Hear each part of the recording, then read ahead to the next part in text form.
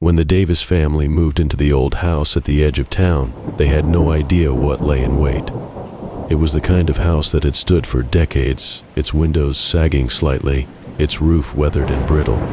Yet, to the Davis family, it was a fresh start. After all, it was affordable, and they were desperate for a new beginning.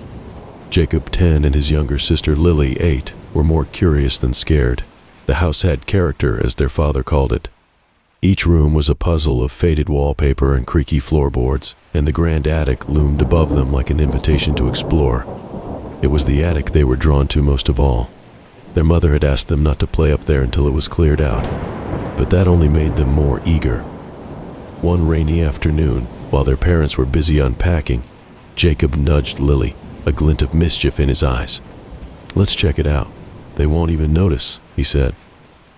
Lily hesitated, biting her lip, but curiosity got the better of her. With Jacob leading the way, they crept up the narrow staircase, the old wood groaning beneath their feet. At the top, the door to the attic was slightly ajar, as if it had been waiting for them. The air was cooler up there, and it smelled of dust and something older, something Lily couldn't quite place. The light barely reached the edges of the room, casting long shadows that seemed to shift in the dimness. Boxes and old furniture were piled in corners, forgotten relics of another time. "What do you think is in all this stuff?" Jacob whispered, his voice breaking the stillness. Lily shrugged, her eyes drawn to a large chest near the far wall.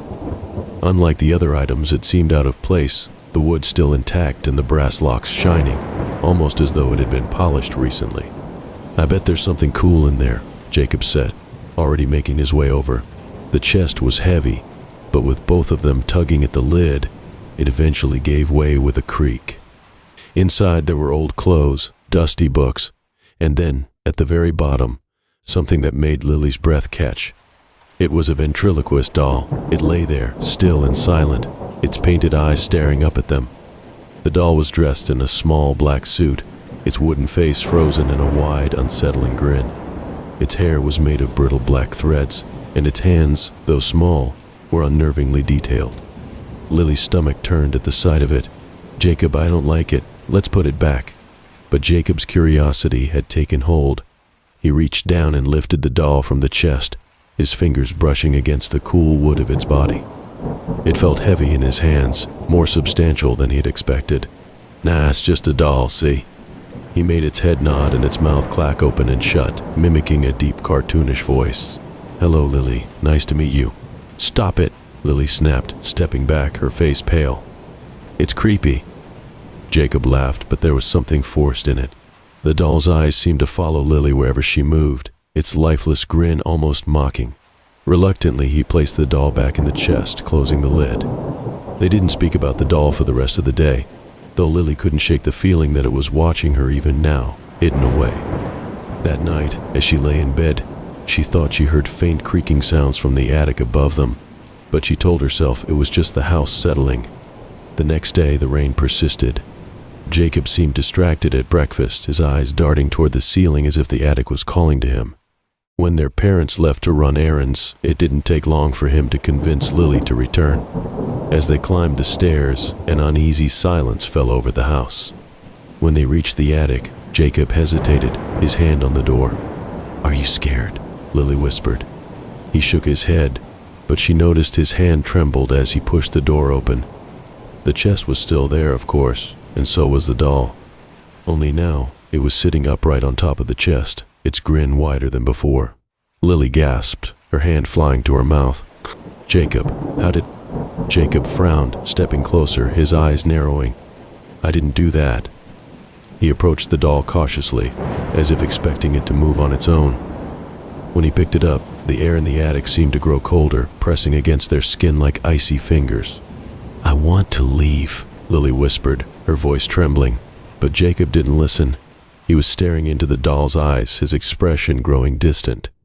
The doll's mouth hung open, revealing the small, hinged mechanism inside. "Look at this," Jacob murmured, moving its mouth up and down. But something wasn't right. The more he played with it, the more the room seemed to shift. The shadows lengthened, creeping up the walls like dark tendrils. Lily backed away, her heart pounding in her chest. "Jacob, put it down," she cried, her voice shrill. But Jacob didn't move. His hand gripped the doll tighter, his face slack. Then, without warning, he started laughing. It was a strange, hollow sound, one that sent chills down Lily's spine. The doll's eyes gleamed in the dim light, its grin almost predatory. "Jacob, stop!" she screamed, but it was as if he couldn't hear her. His laughter grew louder, more manic, echoing through the attic in jagged bursts. Panicking, Lily lunged forward and grabbed the doll, yanking it out of Jacob's hands. The moment it left his grip, his laughter ceased, and he slumped to the floor, gasping for breath. For a moment, neither of them spoke. Lily stared down at the doll, horrified. In the silence, she swore she heard a faint whisper, a voice that wasn't her brother's. That night, Lily couldn't sleep. Every creak and groan of the house made her jump, her mind racing with thoughts of the doll. Jacob hadn't said much after they came down from the attic. He'd been pale, withdrawn, but their parents didn't seem to notice anything wrong. Sometime after midnight, a soft sound reached her ears, like someone whispering her name, Lily. She sat up in bed, her heart pounding. The room was dark, the only light a sliver of moon through the curtains. But there, in the corner, she saw it. The doll. It was sitting on the floor, its wooden legs splayed awkwardly, its painted grin somehow wider than before. Lily froze, terror gripping her. She hadn't brought the doll downstairs, she hadn't touched it since the attic. How had it gotten here? Slowly it began to move. Its head jerked to the side, its eyes locking onto hers. Then its mouth opened with a sickening creak. "Lily, come play with me," it rasped, in a voice that wasn't quite human. Lily screamed, leaping from her bed and bolting from the room. She ran to Jacob's door, pounding on it frantically. When he didn't answer, she threw the door open. Jacob was sitting on the floor, the doll in his lap. His eyes were vacant, staring ahead, and his lips moved in sync with the doll's. "Lily, come play with Mum." Her brother's voice was flat, emotionless, as though he was no longer in control of it. "Jacob, stop it!" Lily cried, rushing toward him. But he didn't respond.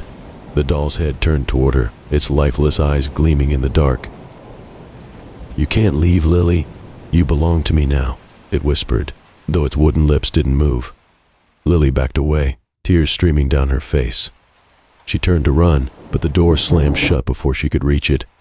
The doll's laughter filled the room, and as she looked back, she saw her brother's eyes roll back into his head.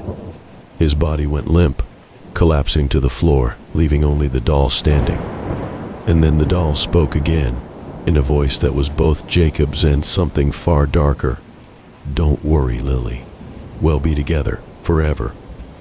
The last thing Lily saw was the doll's smile, stretching wider and wider, swallowing the room in darkness. When their parents returned, the house was silent. They called for Jacob and Lily, but there was no answer.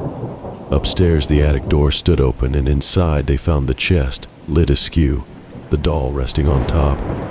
Its eyes seemed to sparkle in the dim light, and from somewhere deep within the house, a faint echo of laughter lingered, soft, hollow, and cruel.